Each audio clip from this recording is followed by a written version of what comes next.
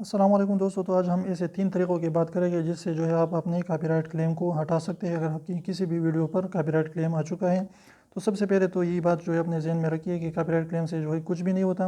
आपके चैनल पर जो है कुछ भी फ़र्क नहीं आता, लेकिन आपकी जो है उस वीडियो की रेवेन्यू यानी उस वीडियो की इनकम जो है दूसरे बंदे जिसकी आपने कोई भी ऑडियो वगैरह यूज़ किए उसको चली जाती है।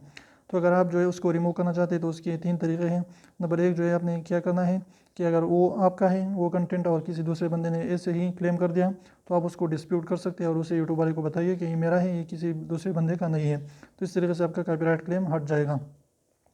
नंबर सेकंड जो है आपने क्या करना है, अगर आप उस क्लेम को हटाना चाहते हैं तो फिर आपने क्या करना है कि आपने उस क्लेम को जो भी चीज़ उसने क्लेम की है, अगर वो ऑडियो है या जो भी है, तो आपने एडिटर में जाना है, यूट्यूब एडिटर में, वहाँ से उसको उस ऑडियो को डिलीट कर देना है। उसकी जगह आप यूट्यूब से ऑडियो लगा सकते हैं। तो इस तरीके से भी आपका क्लेम जो है हट जाएगा।